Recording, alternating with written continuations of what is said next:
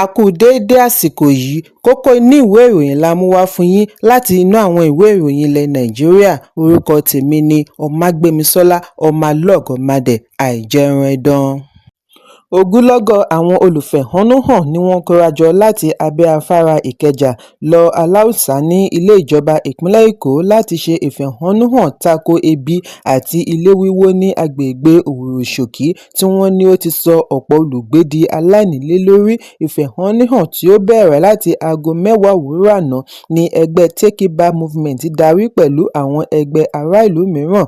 Aago 7:30 ni àwọn wọ̀nyí ti ń kórajọ sí abẹ́ afárá Ìkẹjà kí wọ́n tó bẹ̀rẹ̀ sí í rìn lọ Aláùsá pẹ̀lú pátákó lọ́wọ́ àti oríṣiríṣi àkọlé bíi "Ẹ fòpin sí ilé wíwó" àti "Ẹ fòpin sí ebi ní báyìí".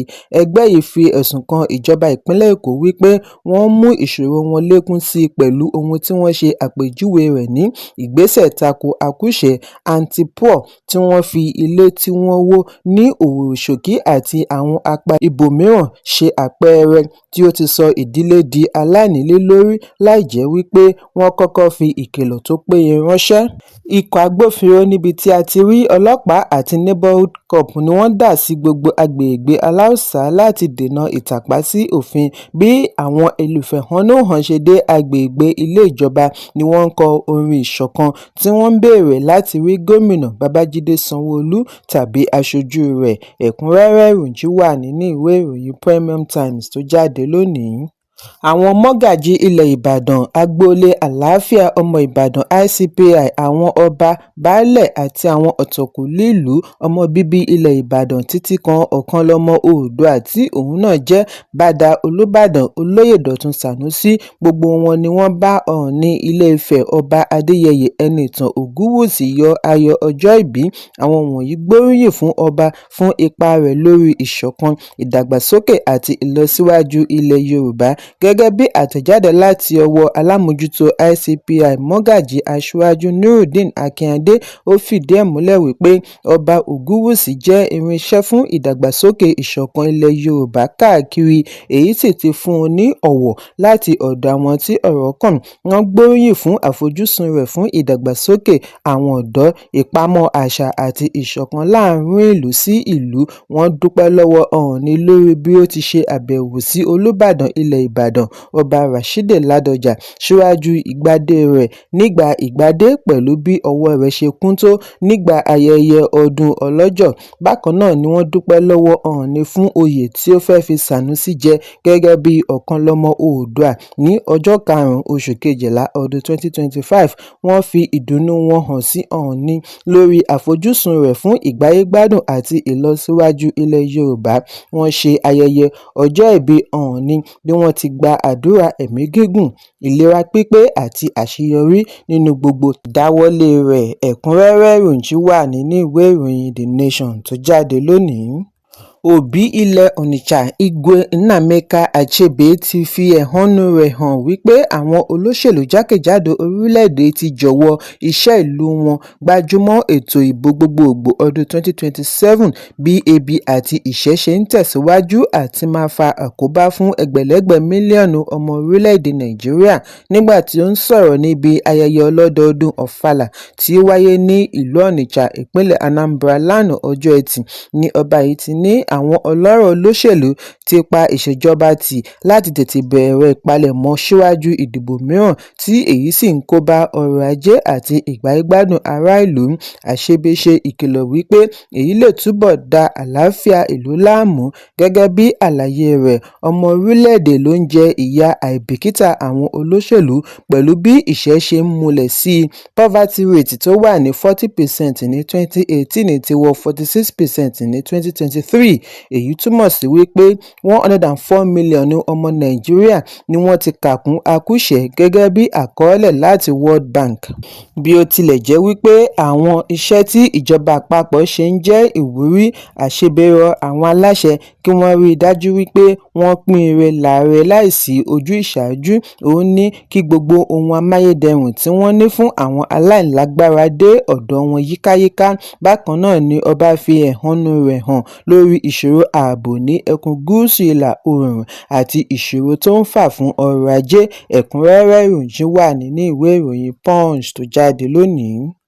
Ikọ̀ ọlọ́pàá ìpínlẹ̀ Rivers ti fi ọwọ́ ṣìkún òfin mú ọ̀gbẹ́ni kan ẹni ọdún mẹ́rìndínláàádọ́ta 46 Abby Baragon lórí ẹ̀sùn wípé ó dá àpá sí arábìnrin kan lára nítorí oníyẹn kọ̀ àti gbà láti fẹ́ ní ìlú Port Harcourt.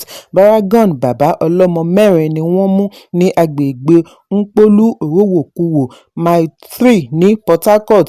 Ìgbésẹ̀ yìí wáyé lẹ́yìn fọ́nrán kan tí ó gba orí ẹ̀rọ ayélujára níbi tí arábìnrin yìí ti ké gbàjarè lẹ́yìn ìkọlù tí ọ̀gbẹ́ni yìí ṣe kí ó tó júbà ìhòòhò lójú ẹsẹ̀. Alukoro ọlọ́pàá ìpínlẹ̀ Grace Iringikoko ṣe àfihàn ìṣẹ̀lẹ̀ yìí nínú àtẹ̀jáde àná.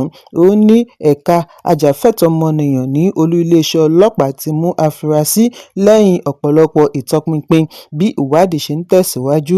Iringikoko ní ọjọ́ 13 oṣù kẹwàá ní ọwọ́ tó Baragon. Ó kọ́kọ́ ṣẹ́ kanlẹ̀ kí ó tó wá padà jẹ́wọ́ ẹ̀ṣẹ̀.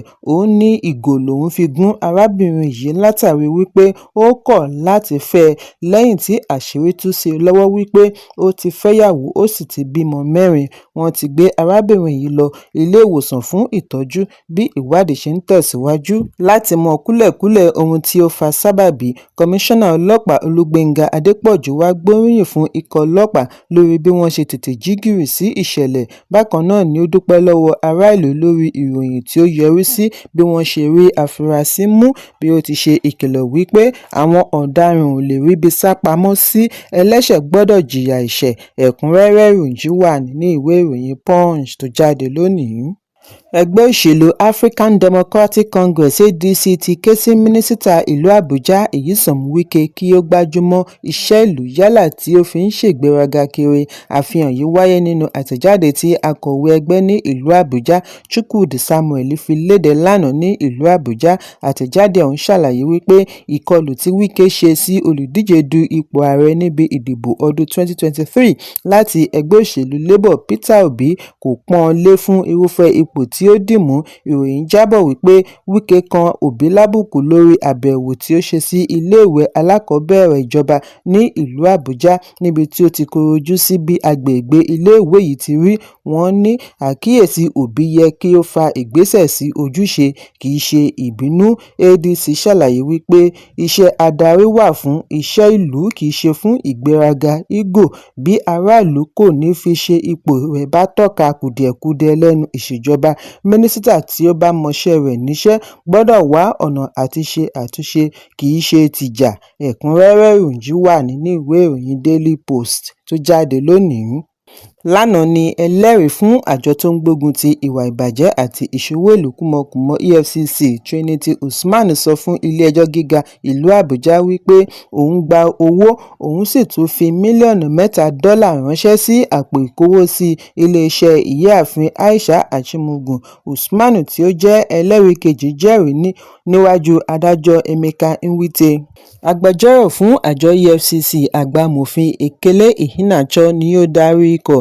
Ẹlẹ́rìí kejì, tí ó jẹ́ Bureau de Change, sọ̀rọ̀ lórí ìgbẹ́jọ́ tó ń lọ pẹ̀lú Halima Baba, adarí ilé-ìfowópamọ́ SunTrust, àti akẹgbẹ́ rẹ̀ Innocent Mbagwu.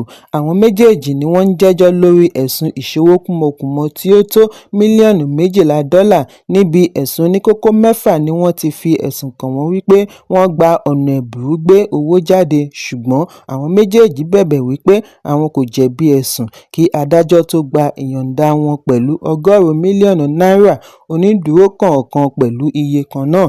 Ẹ̀kúnrẹ́rẹ́ ìròyìn wà nínú ìwé ìròyìn The Nation tó jáde lónìí.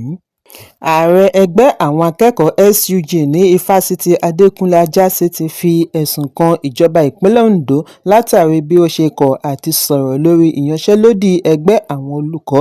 SUG sọ èyí nínú àtẹ̀jáde tí wọ́n pawọ́pọ̀ bu ọwọ́ lù láti ọ̀dọ̀ Ààrẹ Salami Hakeem, Akọ̀wé Jamiu Abiodun àti Alukoro Ajídàgbà Musa Doluwa lánàá ọjọ́ Ẹtì.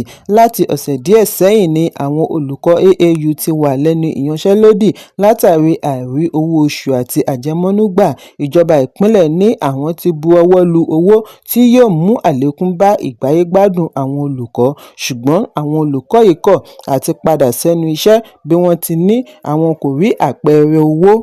Ẹgbẹ́ akẹ́kọ̀ọ́ ní ìyanṣẹ́lódì ti ba ètò ẹ̀kọ́ wọn jẹ́ bí wọ́n ti ṣe àpèjúwe dídákẹ́ tí gómìnà dákẹ́ ní àìnítara àti ìtàbùkù sí àwọn akẹ́kọ̀ọ́. Wọ́n wá fún gómìnà ní ọjọ́ 7 láti fi yanjú gbogbo ọ̀rọ̀ tó ní í ṣe pẹ̀lú àwọn olùkọ́ kí iléèwé lè bẹ̀rẹ̀ iṣẹ́ padà. Àwọn akẹ́kọ̀ọ́ gbóríyìn fún àwọn òṣìṣẹ́ fásitì fún ojú àánú wọn bí wọ́n ti ṣe ìdánimọ̀ wọn gẹ́gẹ́ bí olùpèsè àṣeyọrí. Ẹ̀kúnrẹ́rẹ́ ìròyìn wà nínú ìwé ìròyìn Premium Times tó jáde lónìí. Ikọ̀ agbábọ́ọ̀lù Super Eagles ti gòkè sí pẹ̀lú ìpele 4 láti dé ìpele 21 41st FIFA Men's World Cup Rankings tí wọ́n fi wà lára ìpele 5 àkọ́kọ́ ní ilẹ̀ Áfíríkà. Lánàá ni FIFA yọ̀ǹda àkọọ́lẹ̀ yìí tí ó sààmì ìdàgbàsókè fún Nàìjíríà pẹ̀lú bí ó ti kúrò ní 45 bọ́ sí 41. Gbogbo ọpẹ́ fún ìgbìyànjú wọn níbi ìdíje 2026 World Cup Qualifying Campaign. Bákan náà ni ẹgbẹ́ agbábọ́ọ̀lù tí ó ti gba àmì ẹ̀yẹ fún ìgbà 3 níbi ìdíje African Champion tún sún síwájú láti ya Ivory Coast tí ó ti wà ní 42nd lágbàáyé sílẹ̀. Ìgbésẹ̀ yìí wáyé látàrí àmì ayò 2-1 tí Nàìjíríà ní tako Lesotho ní Polokwane àti àjẹkù ìyà 4-0 tako Benin Republic ní Uyo. Àwọn ìdíje wọ̀nyí kò fún Nàìjíríà ní pọ́ìntì nìkan, ó tún fún wọn láàyè níbi Continental Playoffs fún 2026 World Cup. Ní báyìí, Super Eagles ti gbáradì àti kojú Gabon tí ó wà ní ìpele 77 lágbàáyé àti 15 láfíríkà láti rí ààyè dìmú níbi àṣekágbá playoff níbi tí Cameroon àti DR Congo ti ń dúró. Ẹ̀kúnrẹ́rẹ́ ìròyìn wà nínú ìwé ìròyìn Punch tó jáde lónìí. Kókó inú ìwé ìròyìn tòní kò ní jù báyìí lọ. Ẹ pàdé mi ní ọjọ́ Ajé Monday fún àkọ́tún ìròyìn. Kí a tó lọ, ẹ má ṣaláì fi àkíyèsí yín ránṣẹ́ kí ẹ sì bá wa subscribe sójúnà wa lórí YouTube kí kókó inú ìwé ìròyìn lè máa tẹ̀ yín lọ́wọ́ ní kíákíá.